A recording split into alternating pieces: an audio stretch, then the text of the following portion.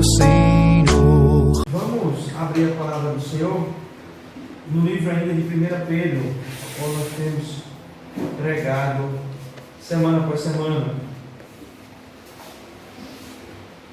Dessa vez no capítulo 3, dos versículos 8 ao 12.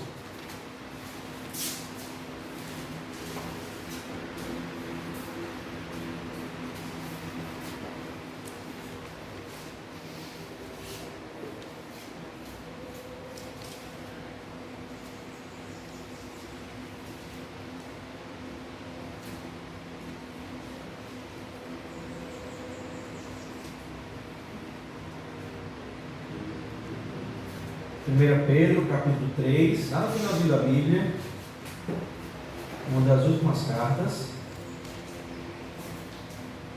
versículo 8 ao 12.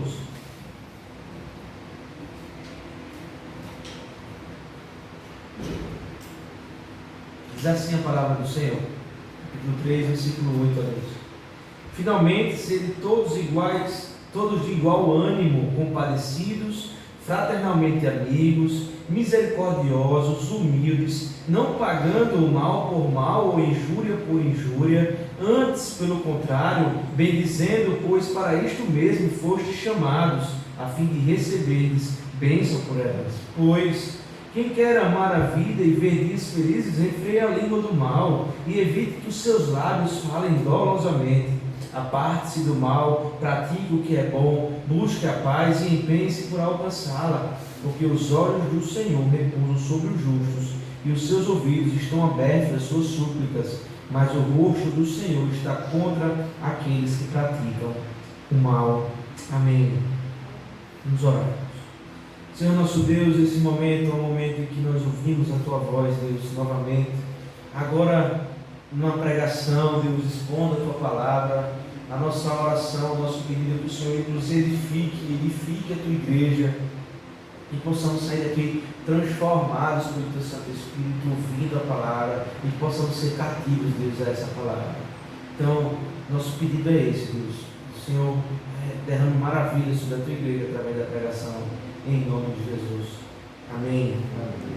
Irmãos, hoje nós vamos tratar sobre alguns pontos bem práticos da vida cristã, em que entram em choque muitas vezes com a nossa vida diária, porque Pedro aqui trata de pecados que fazem parte muitas vezes do meio cristão.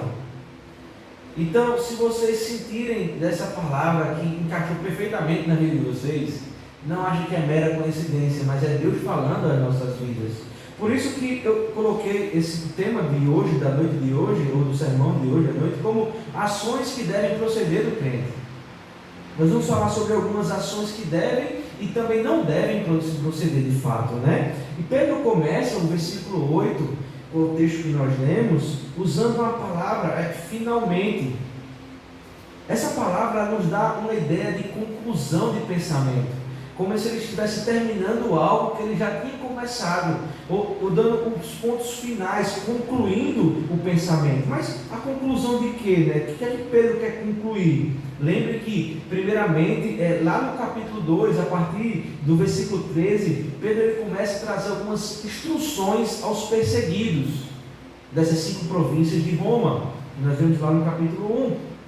Então, Pedro ele olha para os cristãos escrevendo essa carta e diz: vocês que estão sendo perseguidos, primeiro, vocês devem se sujeitar a toda autoridade ou toda instituição humana, quer seja rei ou quer seja autoridade. Essa é a primeira instrução de Pedro nesse capítulo que vem seguindo de forma prática, né? No versículo 18, isso é no versículo 13. No versículo 18, Pedro continua essa instrução de submissão às autoridades. Nós vimos bem isso. Só que agora falam para os empregados serem submissos aos seus patrões, mesmo sendo esses patrões bons ou ruins. Essa é a segunda instrução que Pedro dá: submissão do empregado para com o patrão, bom testemunho. Sempre foi esse tema de Pedro aqui nesse momento da carta. E por fim, aqui no capítulo 3, do versículo 1, Pedro continua na mesma temática e ele fala de instruir as mulheres a serem submissas ao seu marido. Nós falamos isso no domingo que se passou, e também aos maridos a ter discernimento e consideração para com a vossa mulher. É a conclusão disso. Dessas 3 instruções, basicamente, sobre submissão. E agora Pedro vai fechar essa temática e vai dizer, finalmente. Por isso que ele começa o versículo 8 dizendo exatamente isso, finalmente. Depois de tudo que foi dito aqui, depois de todas essas, de tudo que foi dito, eu trago as últimas implicações sobre submissão e como você deve se colocar ou se portar na forma, tanto com os governantes, tanto com os seus patrões, ou dentro do seu lado, da sua casa, da sua família.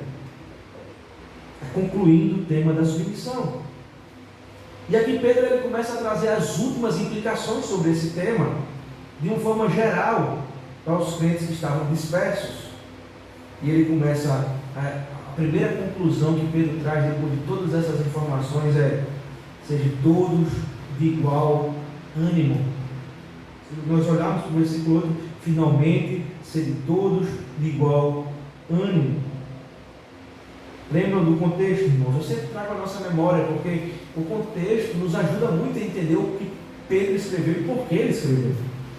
Pedro, ele escreve para um povo que estava sendo perseguido, passando por maus bocados, a ponto de poderem até morrer, né? Caminhando nessa fé, que era uma fé muito difícil, pois eles passavam por verdadeiras perseguições. Era algo vivo e vívido na vida daqueles crentes. E aí Pedro escreve para esses homens, para essas mulheres, diz assim: seres todos uma só pessoa. Vocês devem ser uma só pessoa, uma só mente. Porque a expressão que Pedro usa aqui, igual ânimo, no original significa exatamente isso. Significa uma mesma mente, ou um mesmo pensamento. Ânimo aqui é exatamente isso, um mesmo pensamento, ou seja, a mesma forma de pensar.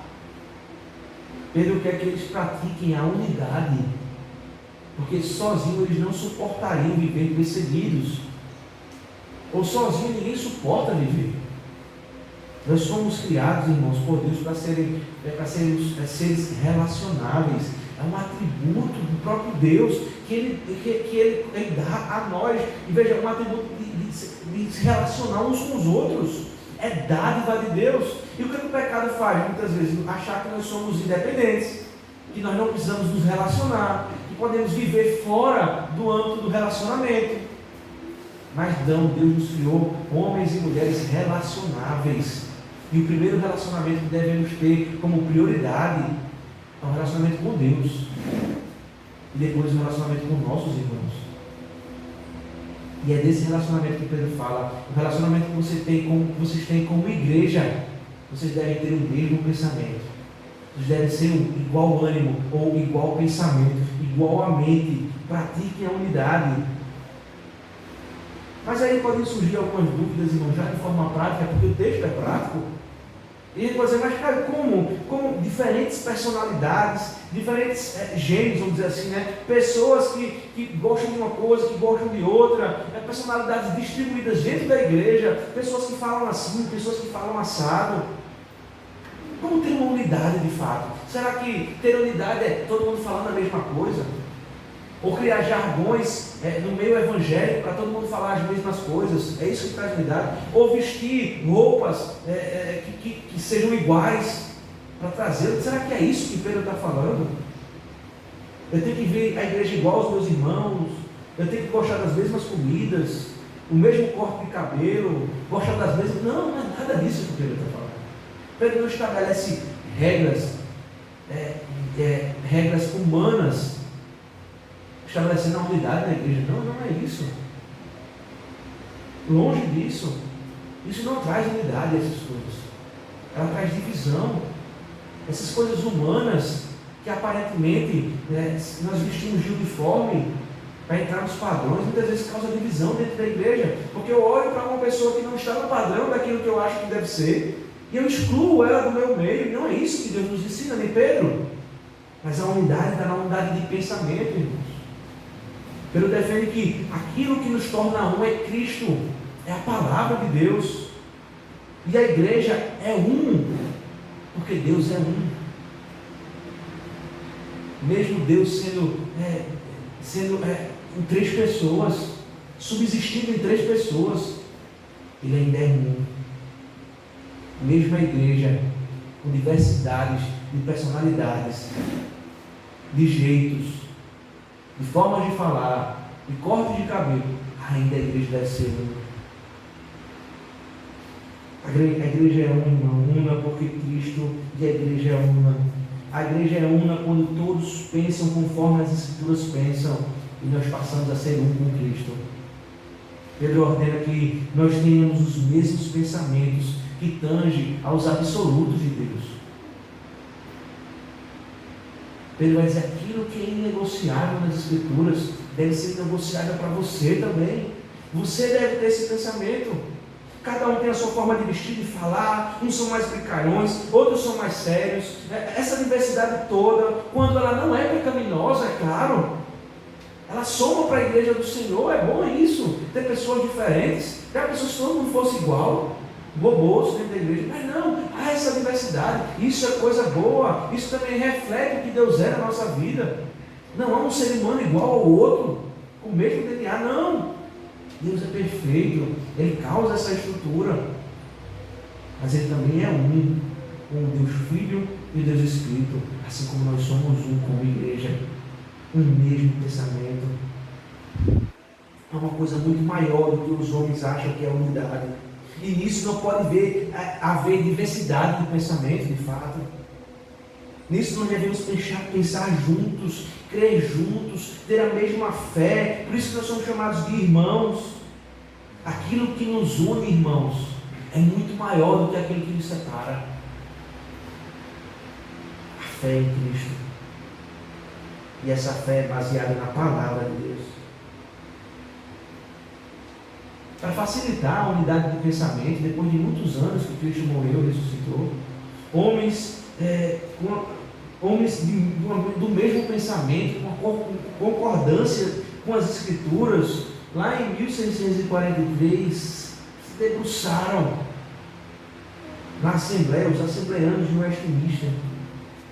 Mais ou menos 6, 7 anos, elaboraram uma grande confissão, em que resume a nossa fé, a qual nós adotamos.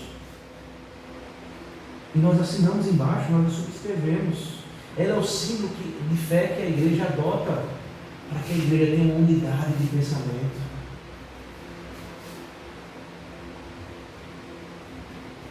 Lembrando que o fundamento dessa unidade é Cristo. Mas Pedro, ele não termina por aí, ele começa, né? Ele continua concluindo que, além de sermos submissos às autoridades, seja na nação, no emprego ou no lar, nós devemos ser uno de pensamento e também compadecidos. É como ele diz o texto, veja lá no versículo 8. Finalmente, ser todos de igual ânimo ou de igual pensamento, compadecidos. Ou seja, ser sensíveis ao sofrimento do próximo. Ter sensibilidade, auxílio. E é interessante, irmãos, porque Pedro ele coloca o compadecer logo após de ter a mesma mente comum. Porque rapidamente, irmãos, nós somos rápidos em praticar o pecado. Isso é fato. E nós somos rápidos em excluir também aqueles que não têm a nossa mente, ou que não pensam as coisas igual em todas as áreas da nossa vida. Não estou falando dentro da igreja somente. Aquele que pensa diferente, nós somos rápidos em excluí-lo, ou em menosprezá-lo. Pedro coloca ser de igual pensamento e compadecido. Veja, vocês devem ter o mesmo pensamento. Me vem à mente, irmãos, que várias pessoas vão ter pensamentos diferentes de você. Mas você tem que suportá-los, ensiná-los em amor. Mostrar essas verdades, mostrar que devemos ter um pensamento só. E veja, compadecido, é ser sensível a isso. Muitas vezes, eu falo forma de mim, né? Muitas vezes eu erro. No seminário isso é constante. Pensamentos às vezes diferentes e distintos, e a gente martela e massacra, e está errado. E de fato pode ser que esteja errado, mas a gente não faz isso em amor. Temos que ser compadecidos, ser sensível, não só ao sofrimento da ideia, do pensamento, mas também o sofrimento físico. E aqui Pedro fala muito mais também quanto a isso, porque eles estavam passando por sofrimentos físicos naquela época. Auxiliá-lo quando necessário, sempre que for necessário, sofrer junto com ele. E ele, há uma progressividade no argumento de Pedro, né? Ele vai dizer assim: vocês devem ser um único pensamento, ser compadecidos e depois fraternalmente amigos. Veja, uma coisa causa a outra. Tem o mesmo pensamento. Mesmo que alguém tenha algum pensamento diferente do meu, eu sou compadecido para com a causa dele. Eu o amo e vou ensiná-lo em amor. E isso me faz o quê? Fraternalmente amigo. Um amigo fraterno. Veja, há consequências, há uma progressividade aqui no argumento de Pedro. Pedro quer transmitir aos cristãos perseguidos que eles devem amar uns aos outros como irmãos de sangue, fraternos, como uma família, ligadas pelo sangue de Cristo. Façam isso, façam aquilo que chegamos a isso, irmãos em Cristo. Devemos amar uns aos outros, irmãos, mesmo que por um ponto de diferença que não venha afetar a minha fé cristã. Quando eu posso ensinar o meu irmão por amor, eu devo fazer isso, para que eu me torne fraternalmente amigo dessa pessoa. Amar, suportar e ensinar. Todos nós, irmãos, somos cheios de defeitos. Característica do pecado. Cheios. Nós somos cheios de todos os tipos de defeitos. Somos rápidos em deixar o outro triste. Isso é fato. Acontece de forma rápida, às vezes nós nem pensamos nisso, mas já aconteceu. São palavras que como flecha saem e é impossível mais voltar atrás. E magoamos aquele que principalmente está perto de nós, ao nosso redor. Nós somos rápidos em magoar aquele que nos ama, aquele que nós gostamos. Somos propensos a ferir com palavras que, em vez de servir para abençoar, vai amaldiçoar. E como devemos reagir a essas situações? Se Pedro nos ensina a ser fraternos, amigos, fraternalmente, nós devemos ser fraternos como, irmãos? Devolvendo o mal com o bem. A diferença, irmãos, do crente para o ímpio é muitas vezes a reação às coisas ditas. Às vezes nós dizemos coisas sem pensar. Às vezes nem com a intenção de ferir o nosso irmão. Mas como aquela pessoa que ouve isso reage, é que vai dizer como ela reflete a Cristo também. Nós podemos reagir de duas maneiras. Nós devemos ou fugindo do problema, que não é bom, pois não resolve o problema, ou reagimos no outro extremo, sendo agressivos para com o problema, querendo resolver com a nossa ignorância pecaminosa, e nós devolvemos o mal com o mal. Os dois extremos, irmãos, são errados e ruins. Não faz bem à igreja, não faz bem a nós como irmãos, não faz bem o nosso relacionamento dentro de casa, nem com as pessoas, nem com os ímpios. Por isso o tema da submissão. Nós devemos sim resolver o problema, mas para que chegue a uma fraternidade e amizade. Quando nós reagimos como crentes em Cristo, nós constrangemos o agressor com as doces palavras da bondade de Deus. Se nós agirmos assim, nós estaremos cumprindo aquilo que Pedro instrui. Aquilo que Pedro ele diz em seguida: compadecidos, fraternalmente amigos. Veja a progressividade: misericordiosos e humildes. Nada consegue se encaixar aqui nesses argumentos de Pedro se uma dessas coisas faltarem. Nada. Se eu deixar a soberba tomar conta do meu coração, eu não consigo ser misericordioso, nem compadecido de ninguém, muito menos uno.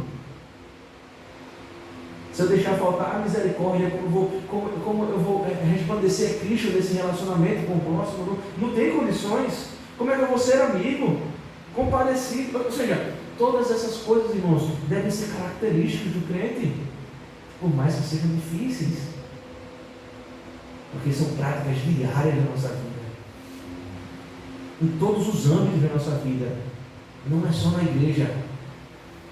Quer ver onde isso causa mais problemas? Dentro da nossa casa. É o lugar mais difícil de praticar essas coisas. Ser humilde, reconhecer o erro, a soberba que há no nosso coração, ser misericordioso a ponto de perdoar aquele a qual nós magoamos, e muitas vezes é a nossa esposa, os nossos filhos, os nossos pais. Nós não somos humildes. Se não somos humildes, nós não perdoamos, ou não queremos ser perdoados. Muitas vezes aqueles que são os nossos melhores amigos, os nossos familiares, nós não queremos eles como fraternos amigos. Nós não nos abrimos para eles, para contar as nossas mazelas e os nossos problemas, pois não confiamos muitas vezes por causa que há algo no nosso coração. Muito menos somos compadecidos. E por último, jamais seremos um, se não somos todas essas coisas. Mas, irmãos, quando nós praticamos essas coisas dentro da nossa casa, em meio à sociedade, dentro do nosso trabalho, e também aqui na igreja, é claro, nós vamos ver a paz de Cristo resplandecendo sobre a nossa vida, sobre a nossa família, sobre o nosso trabalho, e aí é independente das circunstâncias. Essas são características daqueles que seguem a Cristo. Mesmo todo esse bem que Pedro nos instrui a fazer, às vezes nós falhamos em um e em outro, mas que possamos reconhecer o nosso erro e buscar resolver as coisas ou os problemas da nossa vida da melhor forma possível, como Pedro nos instrui. Isso serve para tudo, irmãos. Não deixe as emoções pecaminosas tomarem conta do nosso coração, porque, irmãos, emoção é bom.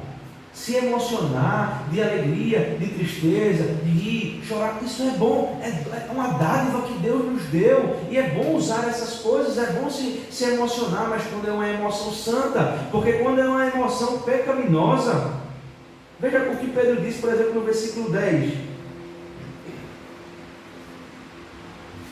quem quer amar a vida e viver, quem quer amar a vida e ver dias felizes, refreie a língua.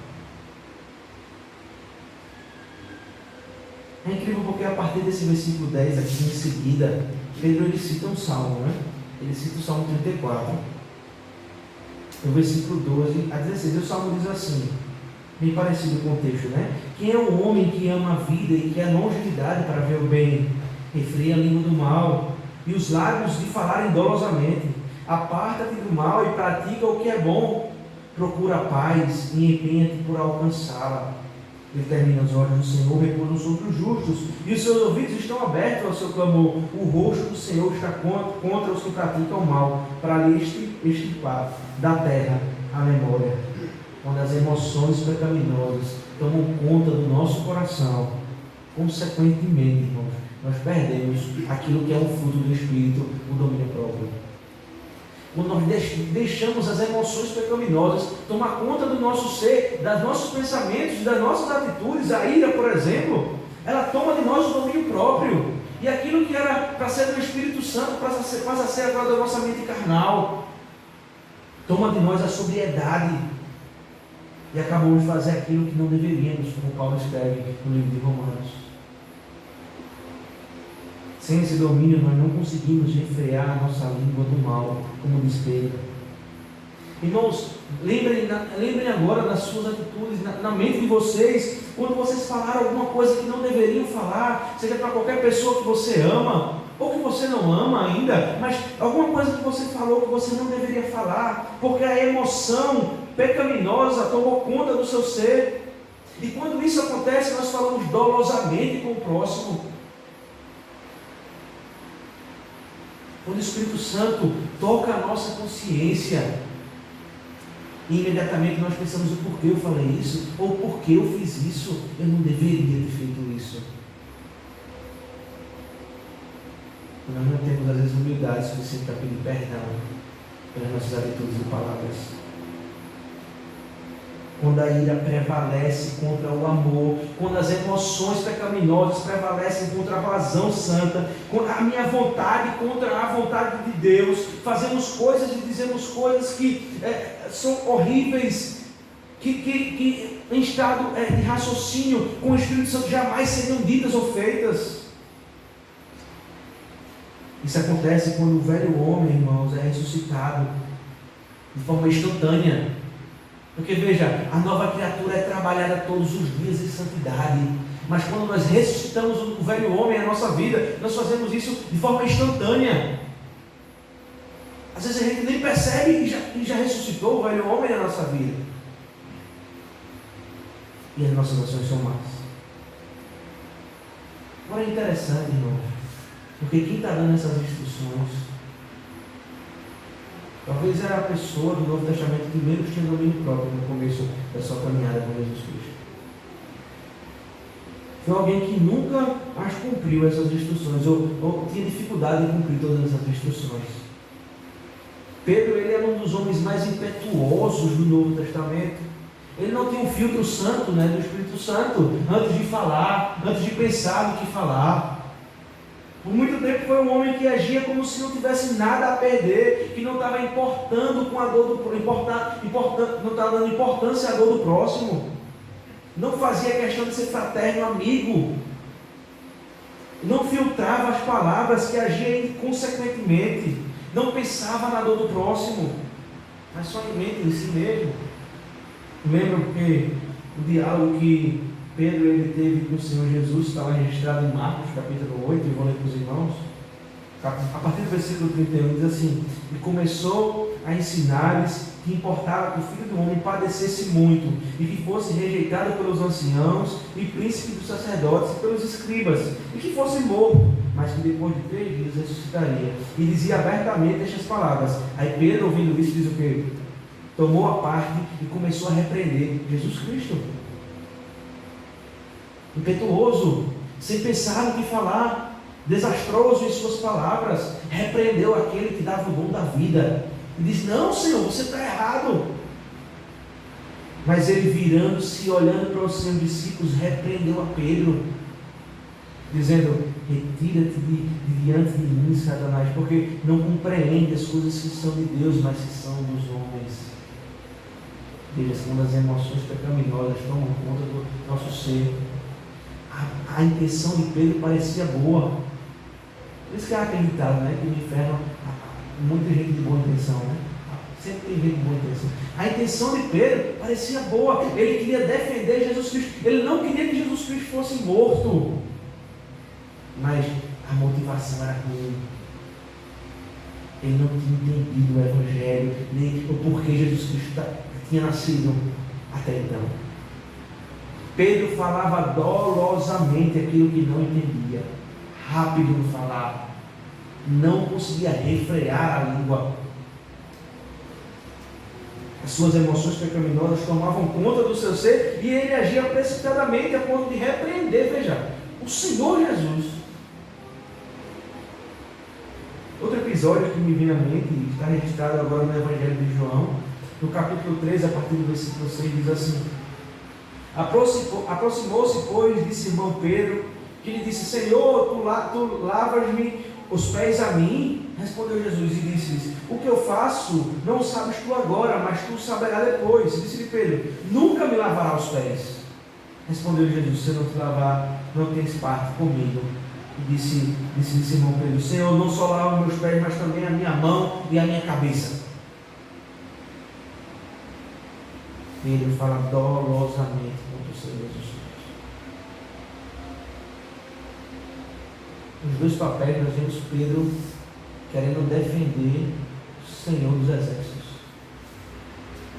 como como se o Senhor dos Exércitos precisasse de alguma defesa. Interessante aquele termo que se usa na internet, né? Defesa do Evangelho. A gente entende o que significa, né? Mas Cristo ele não precisa de defesa. A gente entende o que significa o termo. A gente não precisa de, Cristo não precisa de. Pedro ele tenta defender de alguma forma aqui Jesus Cristo e assim impedindo de cumprir aquilo que Jesus queria fazer ou devia fazer. Pedro era movido pelas suas emoções. E eu volto a dizer, emoções são dádivas de Deus, mas não pecaminosas. O apóstolo, na sua euforia, ele não conseguia discernir se estava fazendo bem ou mal.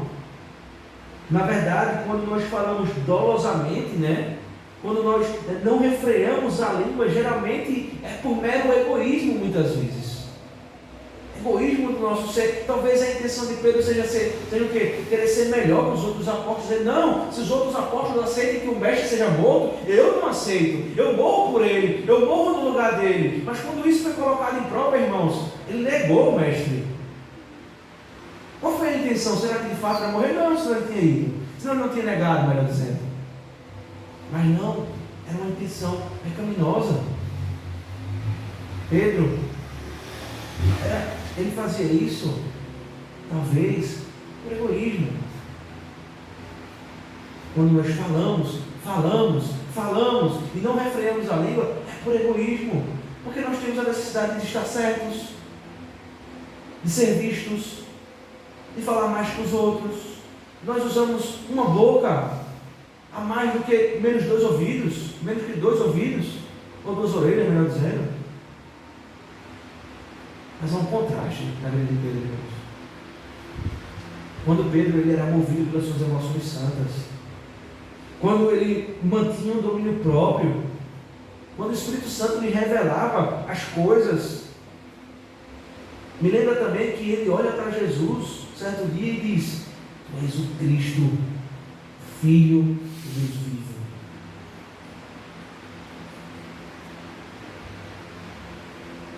Assim somos nós na nossa vida. Às vezes nós abrimos a nossa boca para glorificar a Deus, reconhecer suas maravilhas, o Filho de Deus, mas às vezes nós abrimos a nossa boca, irmãos, e não conseguimos refrear a nossa língua para falar coisas contra Deus e contra os seus filhos e contra as suas criaturas.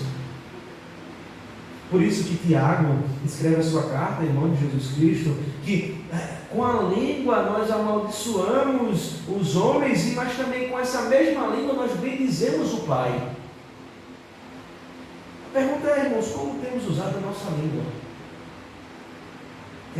Se nós temos usado isso para amaldiçoar os homens, sem conseguir refrear em qualquer lugar da nossa vida, mas ainda volta a afirmar, principalmente na nossa casa, com nossos irmãos, com a nossa mãe, com o nosso pai, com o nosso cônjuge, o marido ou esposa. Nós glorificamos a Deus com as nossas palavras dentro da nossa casa, ou nós amaldiçoamos aquele que necessariamente nos ama. Pedro quer ensinar, irmãos, aqui aos cristãos perseguidos que, independente das perseguições, independente das tribulações, independente dos cárceres que eles estavam prestes a enfrentar, ou até a morte, eles não deveriam pagar o mal com o mal. Jamais, mas pagar o mal com o bem, como diz o versículo 9, não pagando o mal por mal, ou injúria por injúria, antes, pelo contrário, bendizendo, pois para isto mesmo foste chamados. Bendize, glorifica o nome de Deus. O Salvador foi isso, para isso que vocês foram chamados. É isso também que nós devemos fazer. A carta de Pedro é muito atualizada. Cabe como uma luva em nosso ser, caberá sempre como uma luva na vida da igreja, hoje e eternamente. Usar a nossa língua para glorificar a Deus, ajudar o próximo. Falamos ontem, no domingo que passamos, que a música, murmuração é a música do inferno. E o autor dessa música é o próprio Satanás. Tem um pastor chamado Jonas Madureira, reconhecido na mídia, pastor batista. E ele era muito amigo de um outro pastor que já faleceu, o Shed, né? O seu Shed. Você já ouviu falar com certeza, ou conhece. Eles eram amigos e ele conta uma história que certa vez eles estavam caminhando numa orla, conversando, e chegou um irmão, não sei se era um irmão da igreja de Jonas Madureira, e ele, não, pastor, tudo bem, não sei o quê, e começou a falar mal de um outro irmão da igreja para o pastor Jonas. Aí o pastor Shed olhou assim para ele e fez: irmãos, eu vou ali tomar uma água de coco, depois eu volto. Saiu daquela situação. Depois ele não tocou mais no assunto. O pastor Jonas Madureira disse que refletiu sobre isso. Parece um ciclo de escarnecedor. Quando nós nos reunimos como igreja para falar mal dos irmãos. Como nós nos ajuntamos com outras pessoas ímpias para falar mal dos outros. Com amor, nós não bendizemos a Deus, nem glorificamos ao Senhor. O pastor Jonas Madureira disse que ali foi o maior ensinamento que o seu chefe pode deixar para ele, mesmo sem palavras, mas com atitudes, com testemunho.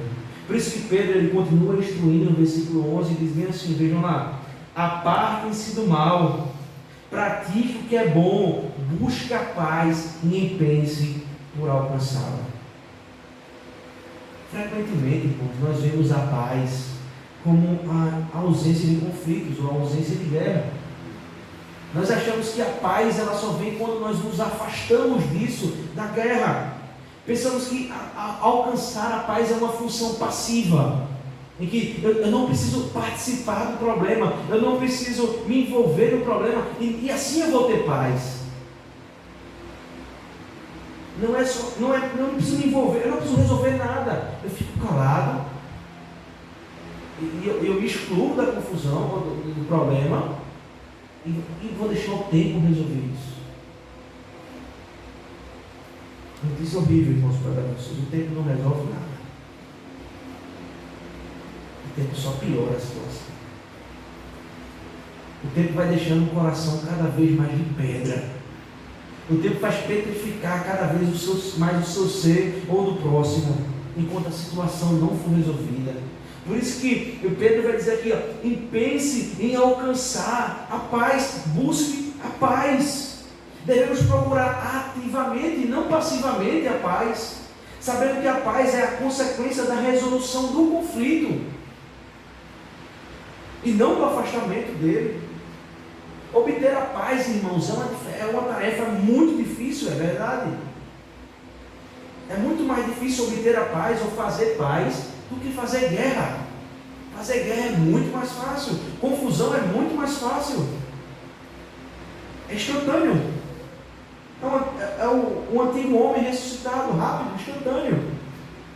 Guerra fazemos a todo tempo, mas somente a paz traz resultado de vida e felicidade, como diz o texto. Os ímpios eles não têm paz. Os ímpios não têm plena felicidade. Impossível, irmãos. Nós também não teríamos se não fosse Cristo nessa vida. E a palavra que Pedro usa aqui é empenhe-se. Essa palavra empenhe-se, irmãos, traduzindo literalmente é correr atrás, correr incansavelmente. Busque a paz com todas as forças. Pedro ele encoraja aos cristãos da época a correrem atrás da paz, sendo submissos. Veja que parece uma confusão. Como eu vou correr atrás da paz, sendo submissos? Como é que fica isso? Sendo submissos por causa do Evangelho. Obedeçam. Vocês não necessariamente precisam brigar por paz, mas precisam dar testemunho pela paz. Alguns usam a frase que é atribuída, alguns dizem que é atribuída a Martinho Lutero, né? Que diz assim: paz, se possível, mas a verdade a qualquer preço. E alguns usam essa frase para justificar os seus atos, muitas vezes hipócritas, egoístas, muitas vezes sem amor, tentando defender uma causa pela qual ele se contradiz com as suas ações, com a sua prática, com a prática da sua teologia. Lutero, irmãos, ele estava num contexto ali que ele estava indo contra as práticas pecaminosas da seita católica. Ele não podia ser submisso às autoridades eclesiásticas da Igreja Católica, ou da seita católica, porque essa seita lhe obrigava a pecar. E quanto a isso, a submissão está livre. Pedro ele fala sobre isso. Mas muitos usam essa frase para discutir, muitas vezes na internet, coisas secundárias da nossa fé, achando que são os novos reformadores do século, os novos Lutero ou qualquer outro, né? João Calvino. Irmão, se de fato pessoas querem ser como os grandes reformadores, seja João Calvino, Lutero, Zwinglio, Hus, Melanchthon, qualquer outro, Martin Bucer, eles não estariam perdendo tempo discutindo coisas assim, mas estariam se empenhando, irmãos, estudando, traduzindo, vivendo a vida prática cristã, fazendo missões como aqueles homens faziam, sendo referências nas suas cidades, nos seus bairros, deixando escritos valiosos e, acima de tudo isso, vivendo uma vida cristã, de testemunho cristão, vivendo o que Pedro diz aqui. Mas porque leiam um livro ou 2 livros de teologia, se acham novos reformadores? Se eles fossem como esses homens de fato, eles faziam o reino de Deus avançar. Buscar a paz não significa necessariamente se ausentar dos problemas, mas também não significa ser insensível e bruto na resolução do problema, como disse antes, mas resolveu da melhor forma branda possível, onde há amor ao próximo e onde glorificamos a Deus com nossas palavras de buscar a paz. Isso sim é buscar a paz. Todo o problema, irmão, que nós passamos na nossa vida, em todas as áreas da nossa vida, como eu já disse, trabalho, casa, igreja, a melhor forma de resolver é buscar a paz. Isso não significa fuga do problema, nem brutalidade na resolução do problema, mas amor, consideração, buscando ser fraternalmente amigos uns com os outros. E é incrível porque a palavra paz, né? A paz ela está intimamente ligada, relacionada com perdão e reconciliação. Geralmente se resolve um problema buscando paz quando há perdão e reconciliação.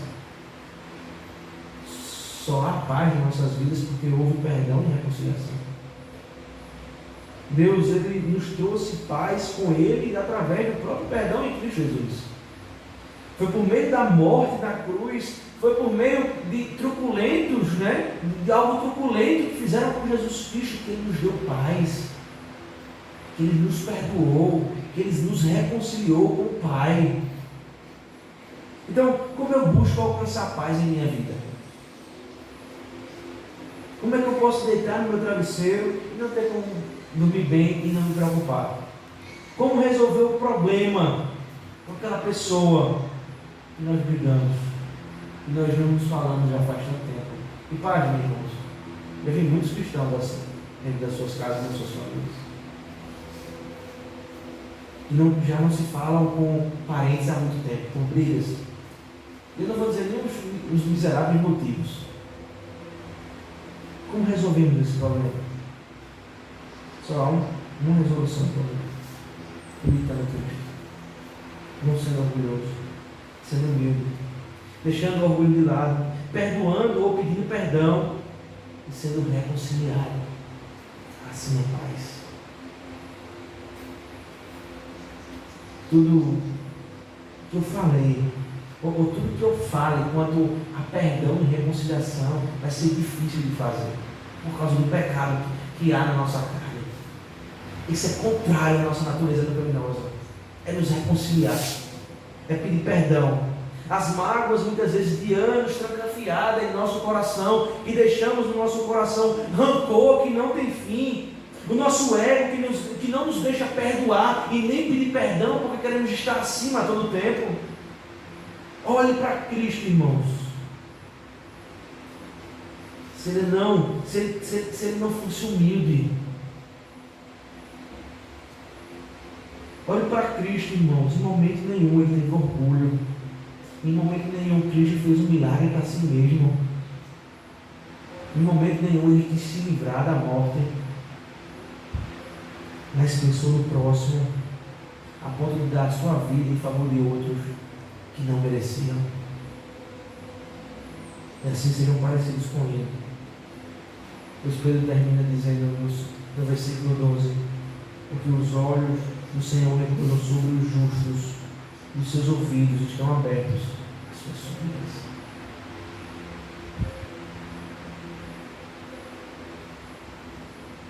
Aquele que busca a paz, aquele que quer ser fraternalmente amigo, aquele que vive uma vida da igreja em unidade, aquele que se compadece do próximo, do outro, aquele que é humilde, aquele que não paga mal com mal, nem injúria com injúria. Sobre esses estão os olhos do Senhor, ele repousa sobre os justos. Aquele que pede perdão, aquele que libera perdão. Sobre esses, aos olhos do Senhor.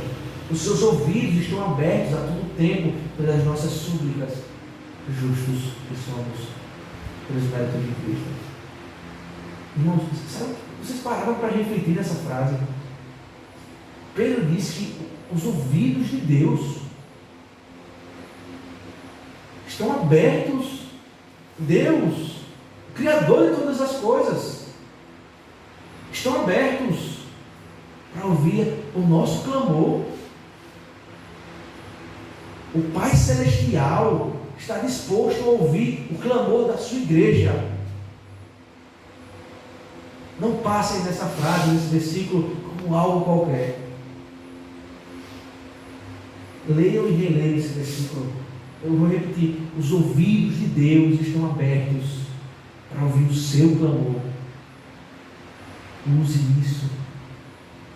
Quando você não conseguir fazer alguma coisa que Cristo nos manda fazer, use dessa ferramenta que Ele nos dá. Fale com Deus. Em todos os momentos da sua vida, seja em alegria principalmente, porque nós esquecemos de Deus na alegria, ou na tristeza quando nós lembramos de Deus, use essa ferramenta. Os ouvidos de Deus estão abertos. Ore ao Senhor. Mas, irmãos, a má notícia é que para aqueles que não vivem isso, para aqueles que são chamados de injustos ou ímpios, o rosto do Senhor está contra esses. Veja, Deus não está neutro para aqueles que não o seguem. Não é isso que o texto diz. Deus está a favor daqueles que são justos, mas Ele não está neutro para os injustos, não. Ele está contra a mesma bênção, a mesma proporção de bênção que é ter sobre nós os ouvidos do Senhor, alertas aos nossos pedidos, às nossas súplicas. É tão sério quanto o rosto do Senhor está contra aqueles que não são justos diante de Deus, não têm Cristo por fé. Por isso, irmãos, nós devemos usar cada vez mais a ferramenta que é orar ao Senhor pelos injustos, que é orar a Deus pelos nossos familiares que não conhecem Cristo. Veja, o rosto de Deus está contra eles. E a oração cessar, irmãos. Lembre-se, o ouvido de Deus está aberto para as suas súplicas, seja ela qual for. Não deixe para usar essa ferramenta na hora do desespero, mas use-a constantemente. Então, para encerrar, irmãos, sejam um só pensamento, uma só fé, uma só mente. Isso nos traz unidade, uma só crença. Sejam fraternalmente amigos. Não deixem pequenas coisas dentro da igreja, dentro de casa, corroer o nosso relacionamento. Jamais façam isso, irmãos. Sejam misericordiosos quando algo quiser corroer o nosso relacionamento. Apague isso, seja misericordioso, perdoe mais uma vez, 70 vezes 7 se for preciso. Sejam humildes, não deixem a soberba tomar conta do coração de vocês, e quando vocês errarem, assumam o erro e peçam perdão. Não paguem o mal contra o mal com o mal, e sim com o bem. Refreiem a língua. E por último, busquem a paz. Corram atrás da paz incessantemente. Corram como uma luta diária, uma corrida diária. Sejam ativos em buscar a paz e não passivos. Resolvam os seus problemas em amor. Essa é a instrução de Pedro nos versículos 8 a 12. Que Deus aplique tudo isso na nossa vida. Glórias ao Senhor Jesus Cristo, o nosso Salvador. Vamos orar. Senhor nosso Deus, nós somos constrangidos, ó Pai, com a Tua palavra. Porque tão sábia ela é, Deus, para os nossos corações. Por mais que isso constranja os nossos corações, por mais que isso bata de frente com aquilo que eu sou, com aquilo que eu penso, como eu ajo. Ó Deus, tem misericórdia na nossa vida, ó Pai. Nós precisamos do Senhor. O Senhor deve ser o nosso espelho a todo tempo. Ó Deus, fala aos nossos corações. Eu tenho certeza, Deus, que a Tua palavra falou aos nossos corações, que isso possa criar raízes nos nossos corações, que possamos passar a semana refletindo sobre essas palavras. E quando nós fomos agora rápidos em pagar o mal com o mal, ou quando nós fomos fazer o próprio mal, que possamos ser freados pelo Teu Espírito Santo, que possamos pensar duas vezes naquilo que vamos falar, pensar, dizer e fazer. Não nos deixa, Senhor, ser parecidos com o mundo na sua forma de se portar, mas nos faz parecidos com o Senhor, o nosso Mestre. Todos nós somos um pouco de Pedro antes, mas que possamos também ser muito mais parecidos com Pedro depois. Te agradecemos, Senhor, pela Tua palavra. Continua, Deus, falando aos nossos corações. Em nome de Jesus Cristo. Amém. Amém.